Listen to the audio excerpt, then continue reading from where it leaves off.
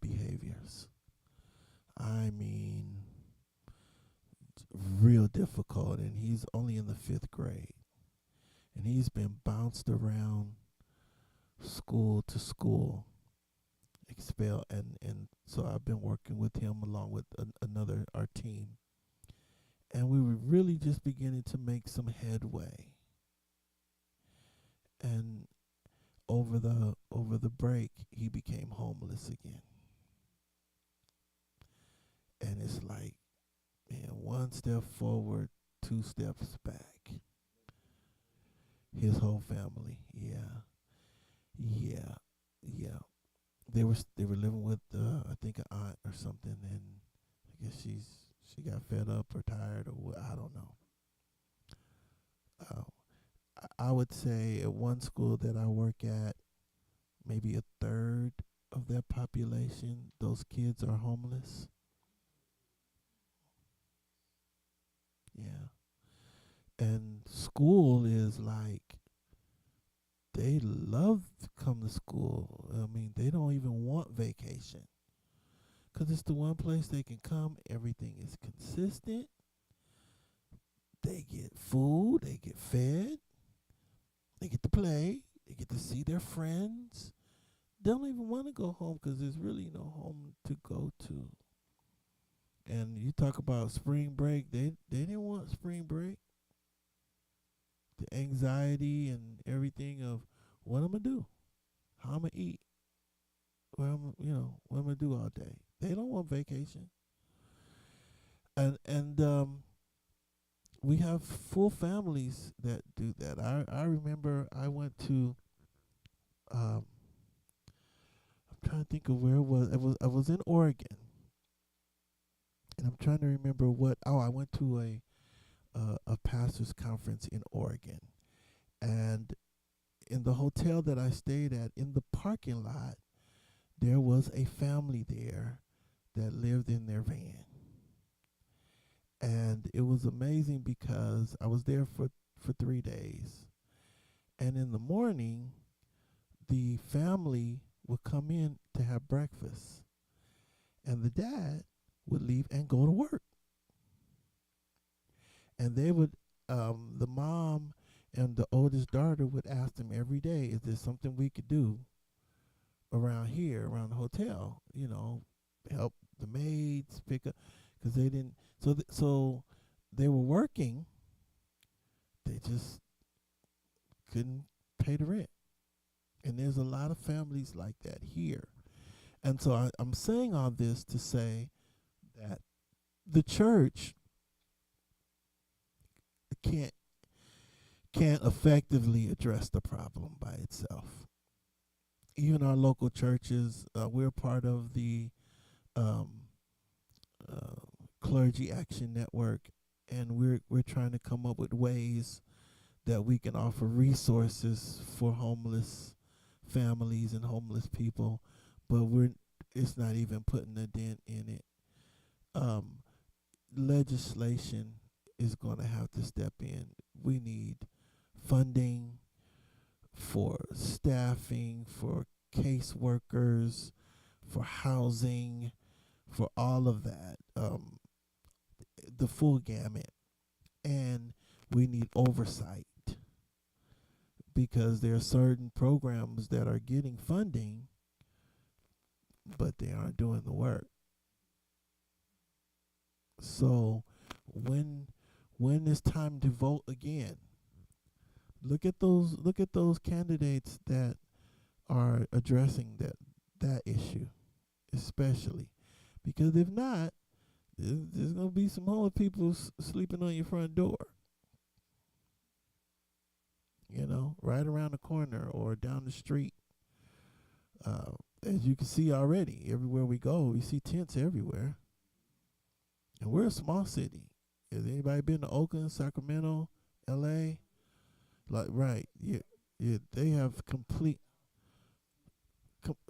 tent cities, and then the mobile homes, the old mobile homes. I went down one street. They're just lined up for like blocks, and I don't even know if they run or work or anything. Right, but they just have them lined up, parked on the curb, connected to the sewage system, whatnot, and that is where we are. That is the reality of where we are in our society, and I believe it's across the country, it's across the board. And so, what do we do? What can we do? What would you like to do if you could? What would you do? Yeah, what would you?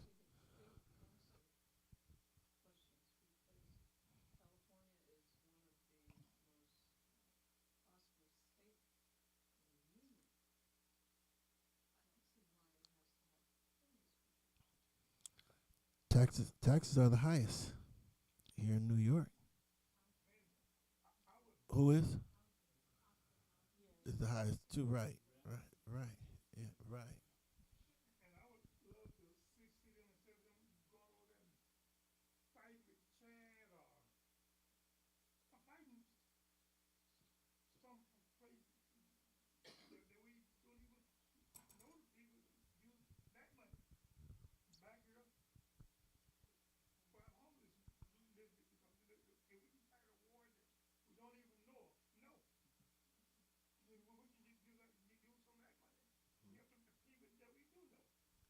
That's a good one. That's a good one.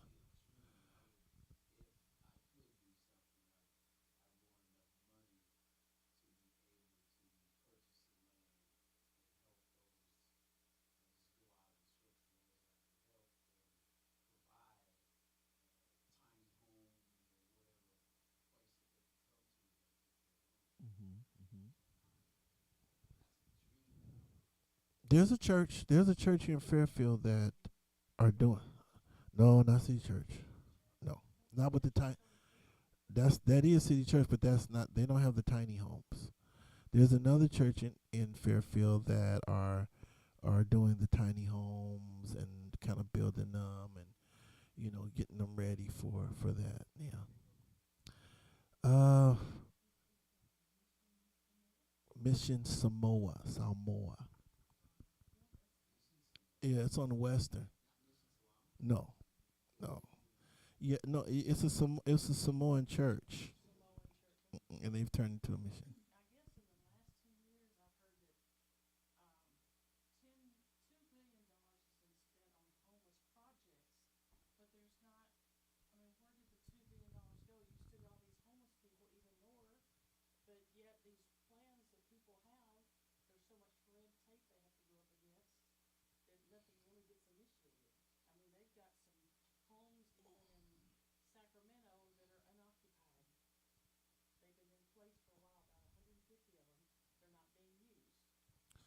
Because there's some here.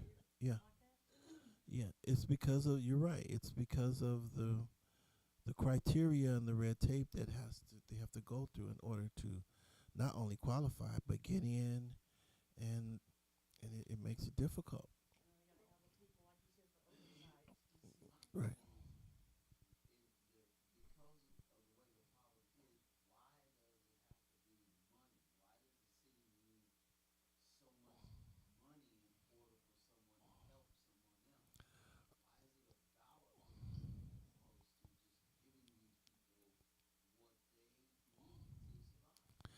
Because everything costs. Everything from food to clothes to all of that costs, insurance, housing. Housing itself is so expensive. Um, Getting the houses ready, yes.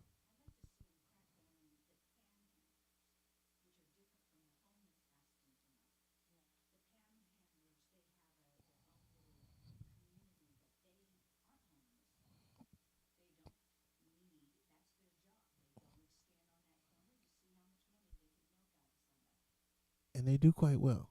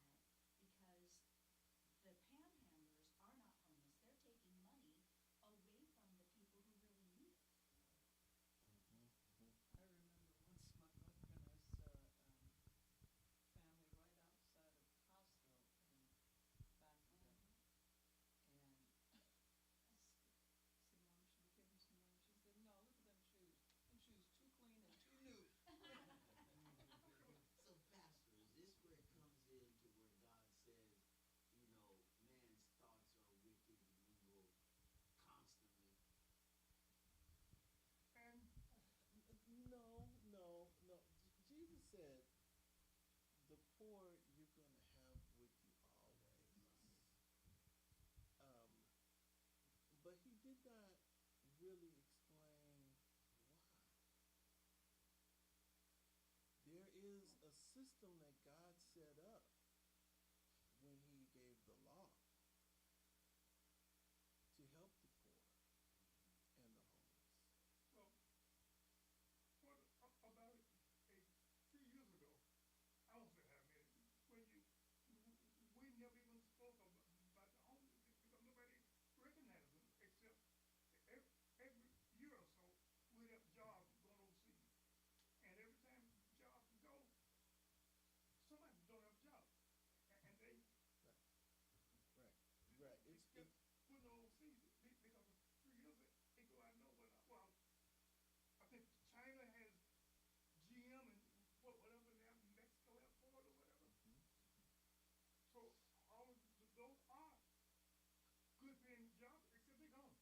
Yeah, and that's one of the things that And they we won't saw come back. happen is employment, you know, shift, Yes. you know, and like the jobs leave, you know, they're trying to bring them back, Oh, but then we don't have the skilled workers. Do you know? I'm gonna get off this, but well, I'm not gonna get off it. I'm gonna go deeper into it. okay.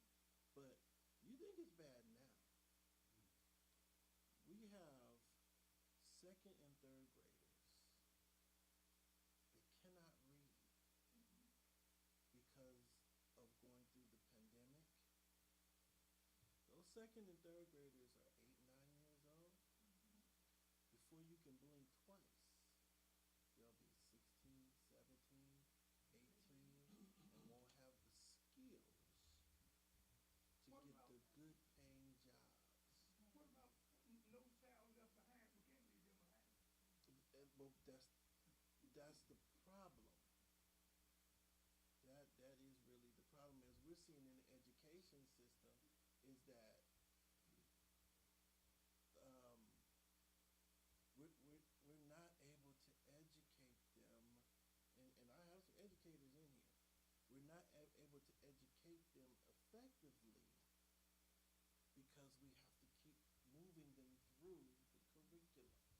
I, Which I can remember a time that if you did not pass all of your grades, you did not pass that grade. They had no problems about holding you back. right, When the pandemic hit and they realized that Zoom was really not being very effective, instead of them passing those students on, they should have started all over when the first year. Even before though, if through eighth grade, you were still gonna go, you were gonna get out of school. They didn't want you to be home. I know when Julie was in school, right, they said there's no way she's gonna get eighth grade. right, and that's because of when No Child Left Behind became Common Core and some other, and these were passed down from federal government. You see, these are laws that were passed down from federal government. Legislators did this, and it came down to a state level. And the reason why we have Common Core and No Child Left Behind is mainly because of military. So that a child that's in the fourth grade in California, if they're reassigned to Maryland, will still be taught the same curriculum in Maryland that's being taught in the fourth grade. And that's why they have It used to be you better catch up. right, right. Get some tutoring and extra. Now what's happening now is the teachers are being given the option to hold tutoring after school, and we're finding that this method is really helping.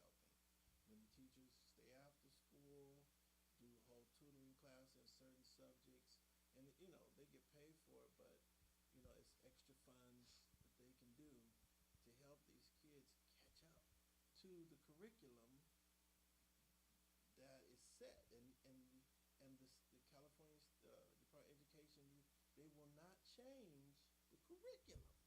Yes, ma'am. But sadly, so many of the teachers are having to train the kids on just how to behave. They don't get to teach them. That's a whole nother I another. know. Whole nother dynamic. I know. That goes home. They go No, home. it goes farther back than that because the parents are struggling They to changed that too. learn how to parent. They changed that also. Right. You see, because I remember my father, well, my sister, I'm going to say, went there and said, let me see what you made. These are all F's. And my dad, okay, tomorrow and from now on, she going to make all A's. Yeah, right. But see that parenting style was also taken away. Yes, yes. So they took discipline out of the homes, the discipline that traditional. They took discipline out of the schools because, like I told you, I have a student that he had a behavior plan. We had to come in and have a behaviorist check him out because he was just tearing up everything. And you know what they came back and said? He needs a break every 53 seconds. Seven. How did they dial that in? How did they get 53 seconds? Because you watch him and you see every 53 seconds, he tearing up something. So literally Bro, I watching need a, and timing. yeah, yeah. That's what behavior is. That's what I do. That's what I do. Crazy. But you know what, Pastor David, I would have to say that there was a time period where a lot of parents were in homes and grandparents were raising Hmm. children. Right. Yeah. So you've got a whole generation of parents who don't know how to be parents, Right. have no idea how to be parents. Well, well, well. They're caught in between this. I want to parent like my grandma did or my grandpa did, but I can't because I got to deal with CPS.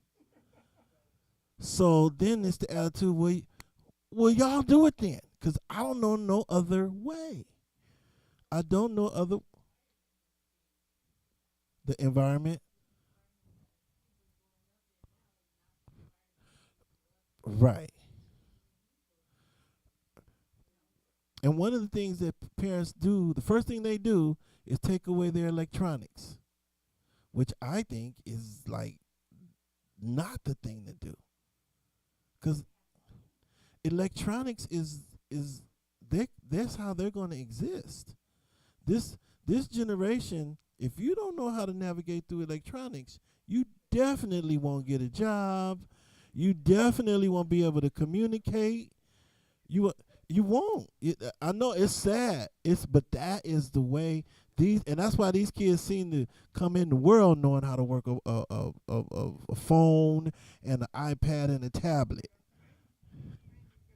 Which means that if you can't do that, then you won't know which is the biggest store. You know what I'm saying? Costco. So you can't get all your stuff in there. Could you parent in a traditional way? Costco is the larger ones.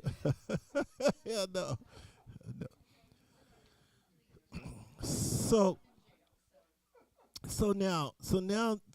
and I said that just to say that because we're facing a generation that is going to be even worse. The poverty line is going to be even more thicker because of the lack of right and more dangerous because of the You got the kids that are 2 years old, or no second years old right and they can't read. right And then you got another section that's ahead of them. They they can can't barely read. right right right not barely not barely A lot of the The inmates in teens, prison the they, only young have ones, they, a they they can't can't read they either. can't a either lot of the inmates in prison only have a third grade level. right Yeah. so now but society keeps moving ahead of them She keeps moving ahead of them. which makes that line between the haves and the have-nots growing and growing and growing and growing. And the church is like in the middle because when people have need and they can't find it with the government programs, where do they go?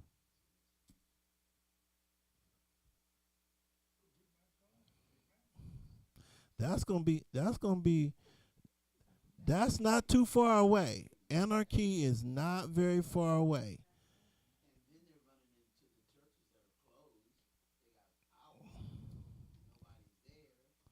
Because they got to work. The ones they can, they have to work.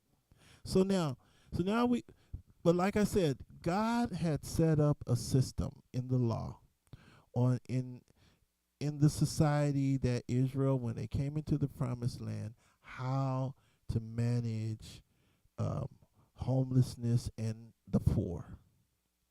One of them we call it the year jubilee. hmm Year jubilee. Anybody know what that is?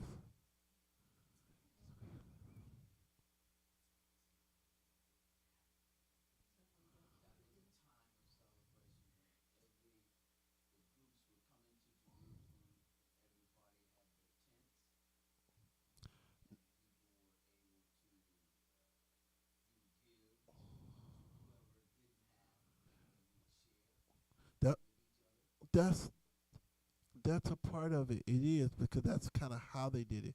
But the year jubilee was every seventh year. All debts were forgiven, and anybody who grew crops or farmers, that seventh year, all of their crops, they were told not to harvest, to let the poor come in and harvest.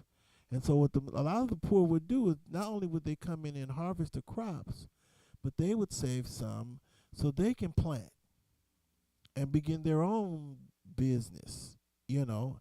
And so it was a way of a restart of the economy of that society every 7 years, you know.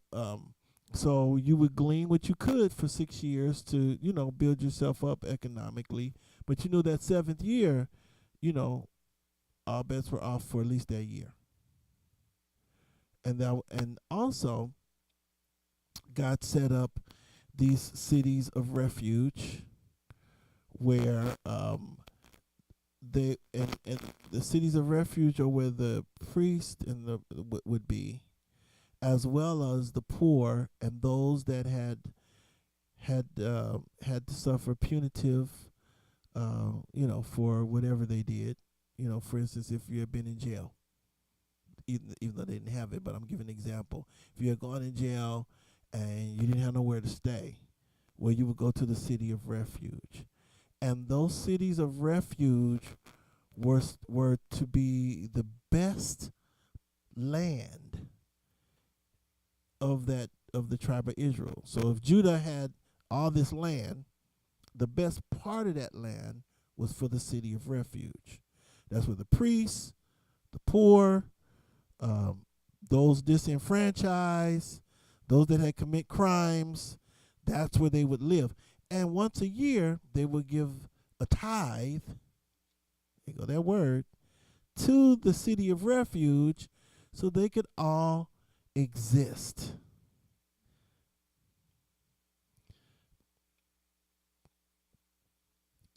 So that's why it was so important to tithe. Because the tithe, a part of the tithe would go to the poor. That's why people come to the church. And they go to the big churches first because they figure they got the most tithers at the big churches. And a lot of big churches, they do. They set up, areas where they can help the poor. They set up a benevolent fund for members who fall on hard times.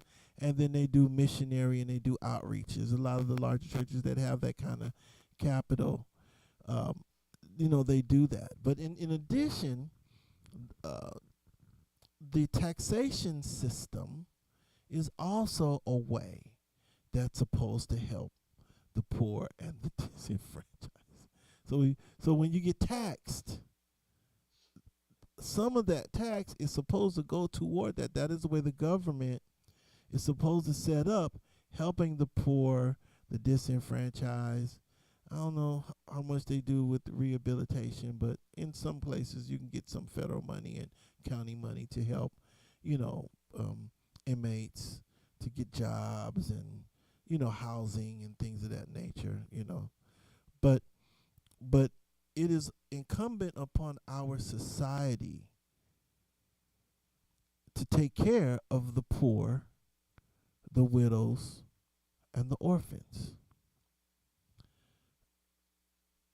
The Bible tells us that true religion and undefiled is the care for the widows and the orphans and for the poor. Now, I got a minute to go to our scripture. In 1 John, the 3rd chapter, and I guess I'll start at the 11th verse. I'll start reading, and I'll get down to what we've been talking about today. For this is the message that you heard from the beginning, that we should love one another. Not as Cain, who was of that wicked one, and slew his brother. And wherefore slew he him? Because his own works were evil, and his brother's righteous. Marvel not, my brethren, if the world hate you. We know that we have passed from death unto life, because we love the brethren. He that loveth not his brother abideth in death. Whosoever hated his brother is a murderer. And you know that no murderer hath eternal life abiding in him. Hereby we perceive, the love of God, because he laid down his life for us. And we ought to lay down our lives for the brethren. But whoso hath this world's good, and seeth his brother have need, and shutteth up his bowels of compassion from him, how dwelleth the love of God in him? My little children, let us not love in word, neither in tongue, but in deed and in truth. And hereby we know that we are of the truth, and shall assure our hearts before him. For if our heart condemns us, God is greater than our heart, and knoweth all things. Beloved, if our heart condemns us not, then we have confidence toward God. And whatsoever we ask, we receive of him, because we keep his commandments, and do those things that are pleasing in his sight. Now, I want to kind of stop right there. Because to me, as we're talking about loving your brother, and you can see even in this particular scripture, it talks about if you see your brother in need, and here he's talking about Christians. You see brother in need and you don't help him out, how is that? How do you have the love of God in you?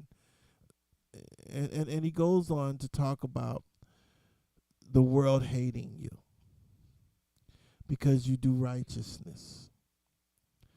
Now here's the rub.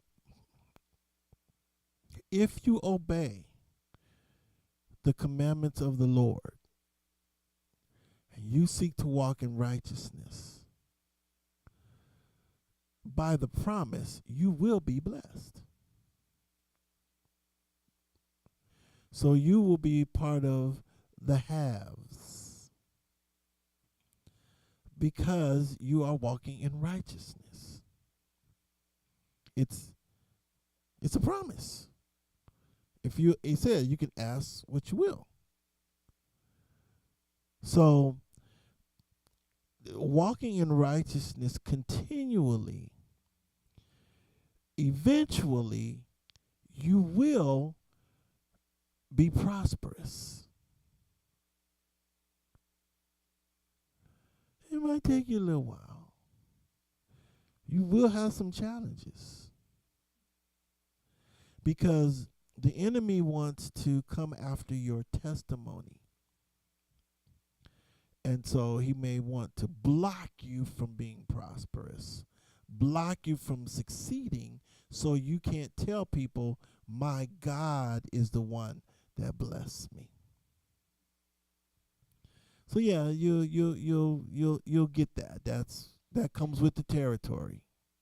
However, the struggle to have and to gain should not make us bitter toward those who don't seem to want to join in the struggle.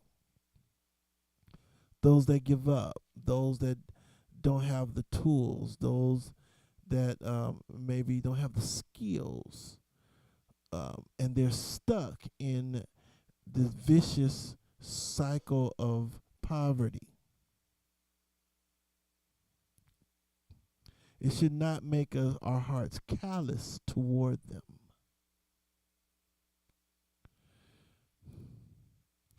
And so he says, if your heart condemns you, if it bothers you when you see them out begging, if it bothers you when you see the tent cities, if it bothers you to see the little kids, I was looking at a tent city on it's right on I-80, and I saw teenagers, young teenagers, walking out of those tents. That bothered me because I know that they have to go to somebody's school. So if it does bother you, that's a good thing. Okay, that means your heart hasn't grown callous to the poor, the disenfranchised, and those that are struggling. The challenge is, how do we show the love of God in a way that can help people? Because we can't help them all. Otherwise, we'll be joining them. Yes. Helping one. If everybody helped one, that would make a big dent in things. And just like when the foster kids, we're talking about the teens, a large percentage of foster kids that age out become homeless. Mm-hmm. And that's the pattern they stay in because thankfully now they're coming up with some programs Yeah. that will help them. The aged out age is not 18 or 21 anymore, they're raising it up, Okay. but that will help them a lot. And CASA is a program that I got involved with. Mm-hmm. That's one way of helping those kids, whether it be because of family conditions or parents died. Mm-hmm. You know, you can help one and it's going to make a ripple effect. So you can help one. Yes. kind of living this scenario that you're speaking about Mm-hmm. in my life. I would say I'm behind Mm-hmm. that to help some, for me, my goal is in God's help is I have three grandsons and I have my son. And I was short in some areas as far as being the dad and head. But now God has put me in a place to where I want to start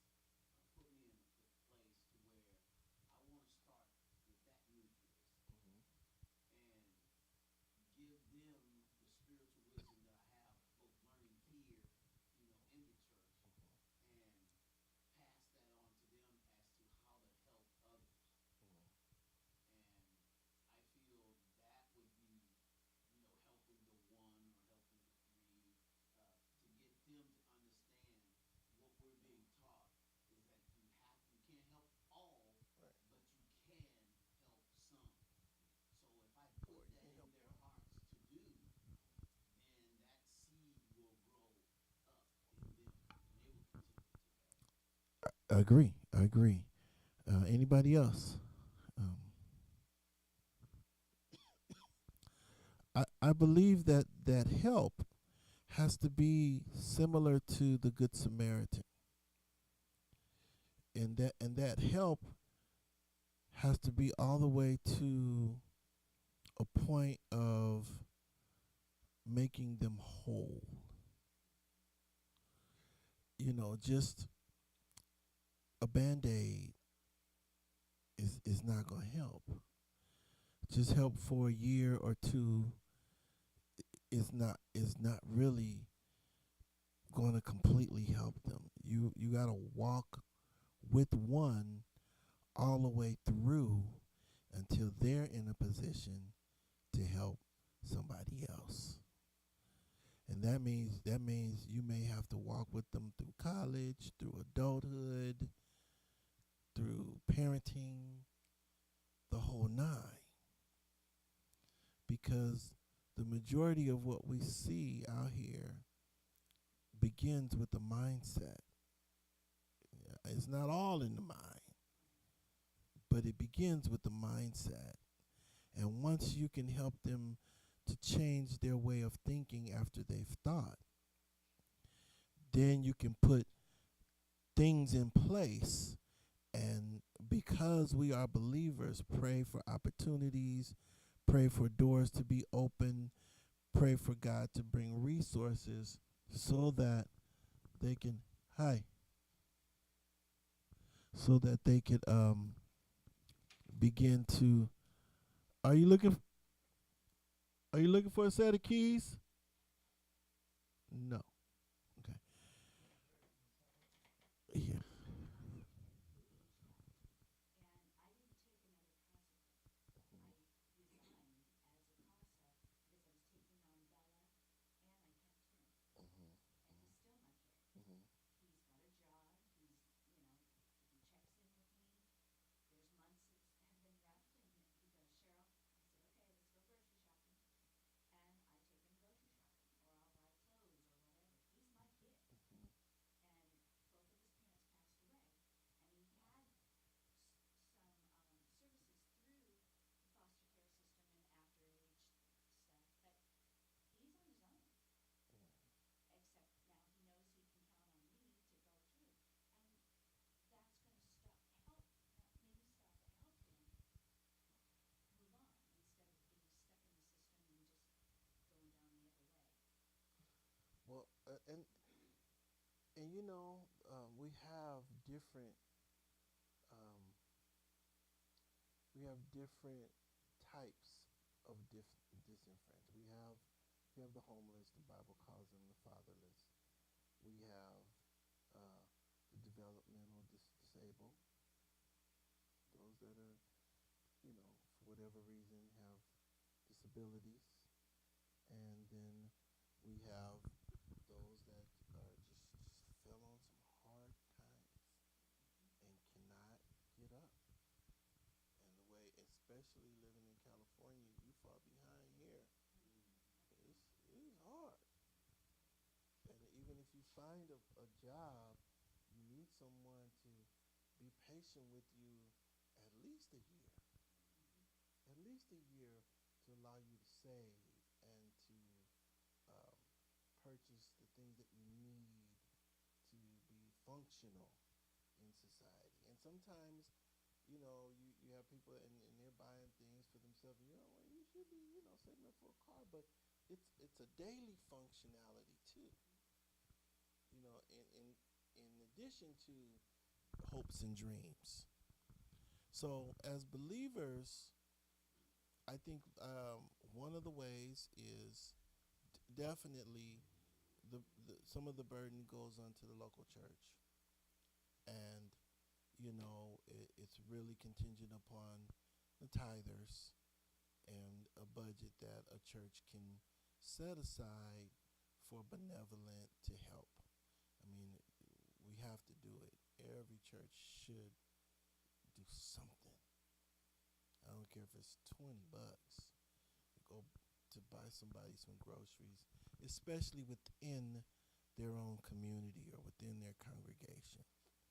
That's where you start at first, and then you move from that point, and then from there, I need to lock that door. From there, we can have our own programs to maybe a food program. We've talked about that. Um, different things.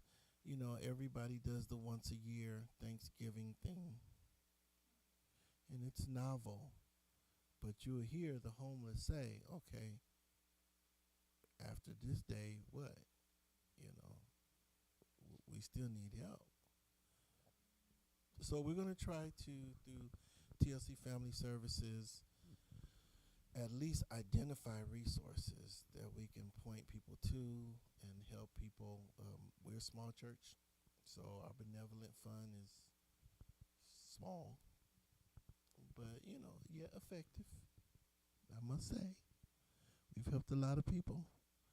And we will continue to do that, and that's why God blesses this church, because we do, because we have a heart to give and to help. So we'll continue to do that. Now, don't everybody that's watching me, don't everybody come lining up, because we don't got it that much. Yeah, yet, right. But I think that should be something that every church should do. And when we started this discussion, we need to figure out, where does our tax dollars go?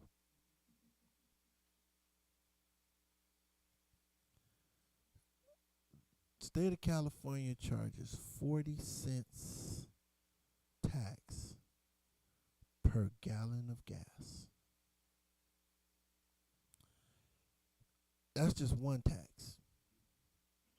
Every gallon of gas you buy, 47 cents of that goes to the state of California. For what?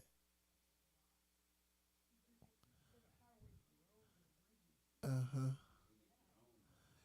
You, you said for the potholes and the bushes and the trees. That's what you said. Yeah, yeah. So that the homeless can pitch tents alongside of them. Right. That's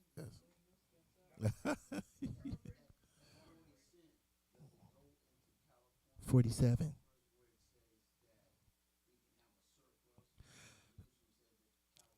Well, see, that's what that's why we need to know what our state legislation bills are being passed. Because when they pass those bills, and like when you have the people in front of you talking about, hey, you want to sign this petition for higher pay teachers more?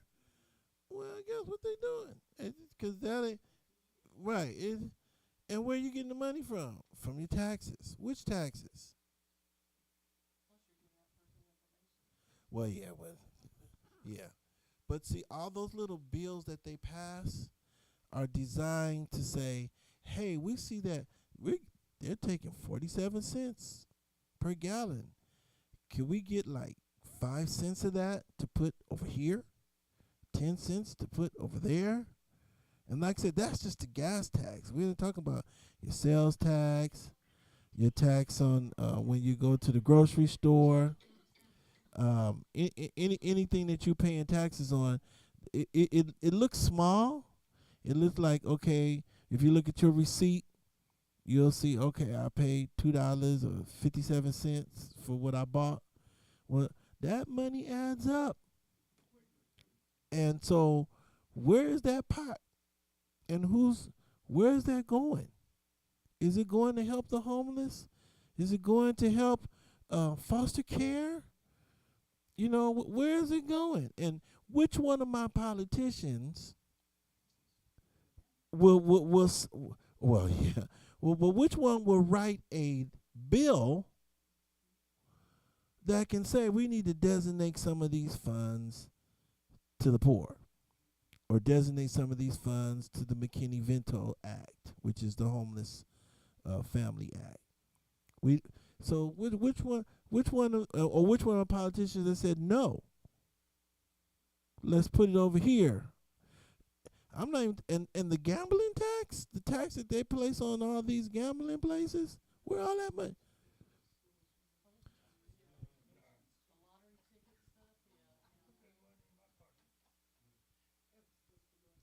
Or the tax they taxing on all the cannabis places, and they making big money. Where's that tax money going?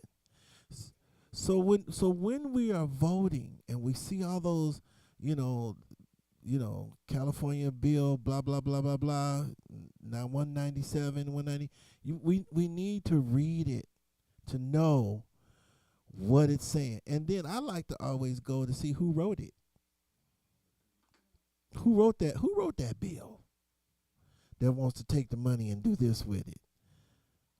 Right? Yeah, yeah. Because I want to know which one of the politicians that we put in place actually wants to do that, whether it's something that I agree with or not. And usually it's usually a catch 22 because half of it is good and half of it is not so good. So you got to kind of weigh it. They take money from here to put it here, right? And so you got to kind of say, oh, well, okay. Like when they were talking about the property, was it the property tax of 1 year we were talking about a couple years ago? Saying, yeah, well, they're taking the property tax, but they're supposed to be doing this with it. But who's going to monitor that?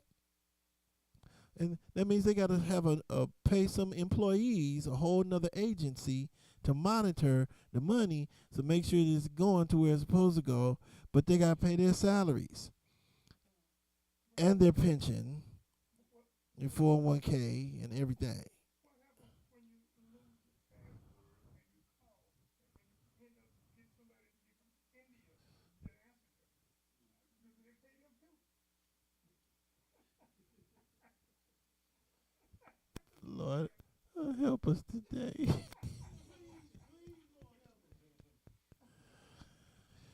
That can be quite irritating when they can't understand you and you can't understand them either. That can be irritating. Yeah, that's somebody's job that could have been here. And you get all the passwords. Right.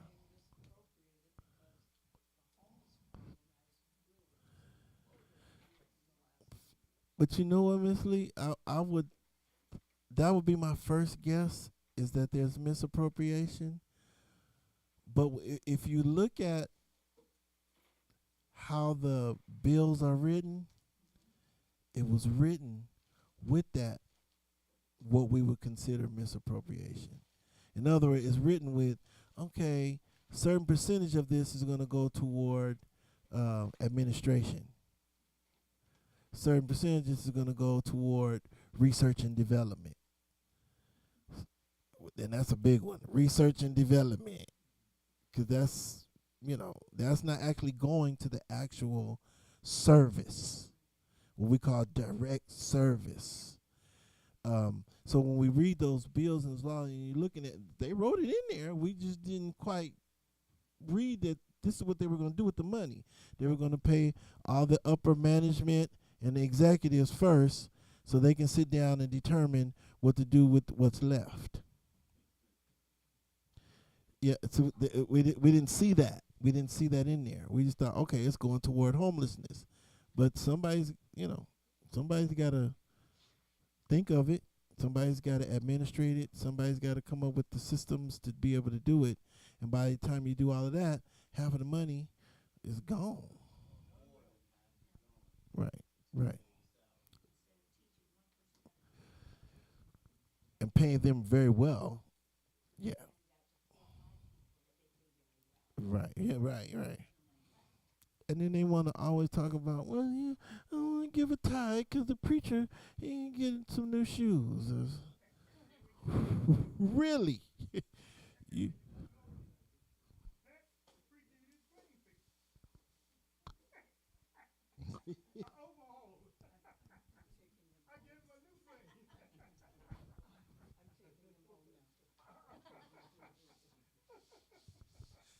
okay, that wasn't quite where I was going, but yeah. Amen. I wanted to just read in this scripture just because when we talk about agape and loving our neighbor as ourselves or loving one another in our own love community, um, it's a lot, and um, and even as we are growing, we're finding more people to love and teaching them and helping them to love back. And I'm excited about it. And many times it does come down to economics. It does come down to how can we help? What can we do to help? Thank God right now I don't know.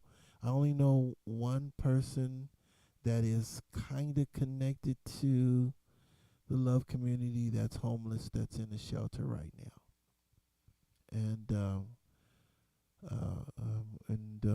we're gonna try to help him. He's a young man. Um, he's ambitious. He's fell on some hard times. So I wanted to talk to you about something after church, after the Bible study, um, that maybe can help him a little bit, and what we can do. But most of us are in a place where we can give. This wasn't a message about tithing at all, and everybody in here gives. So I don't. It's not that kind of a. You need to give more so we can help. I would never do that, y'all. But I'm taking her home too.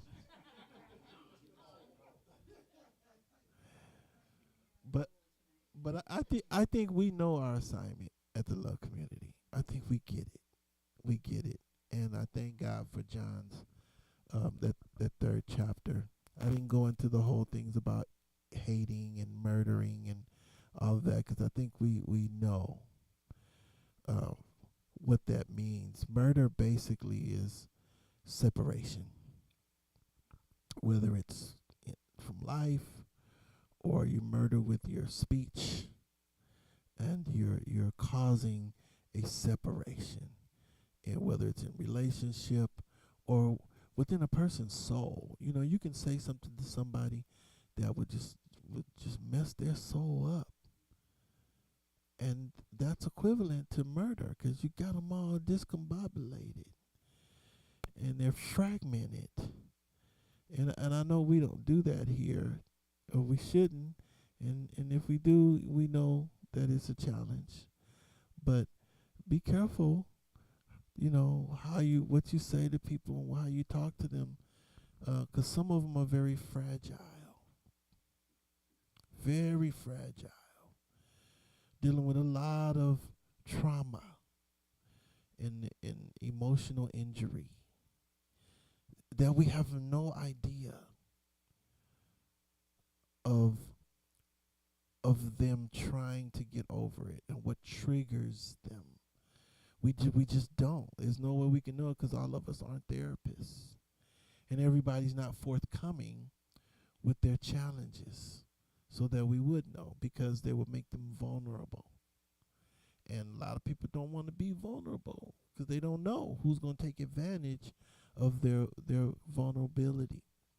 So we have to be careful. That's why our words always have to be seasoned with grace and with challenging people, like the little guy who needs a break every 53 seconds.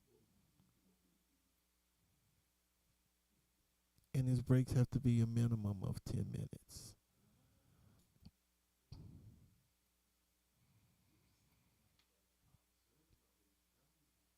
No, I just have all the data. I've observed them though, yeah, but I had to call the behaviorists in to do a thorough, more than past my ability, because I hadn't had time to sit there and watch him all day. But I watched him long enough to know, yeah. But when he's after those 53 seconds, if he can get a break, he comes back and he'll work for another minute. And if we continue with that, he may work 2 minutes. Even though he can take a break, he may not want to take it because he's locked in. And so the patience with a difficult person is, and so we hire people to do that. We hire behaviorists. Ms. Lee was one of those. I was one of those where we would sit with troubled kids all day long Take the data and work with them and be patient with them and figure out how to bring them along to where someone would want to deal with them.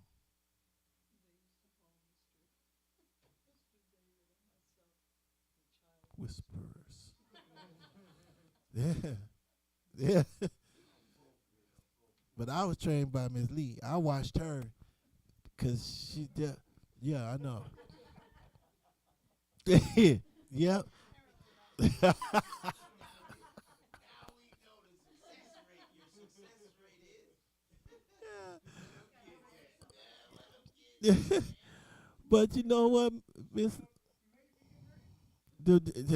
and continues to. But it's not just. I mean, we learned that from children, but it's adults too. It's teenagers too. It's especially this generation that has no respect, or we have to be really patient with them and love them and let them know that we love you. We do. We have a standard. You have to, do certain things. But there's a reward for that. In some cases, that kid, if he asks for a break every minute, he gets a reward every minute.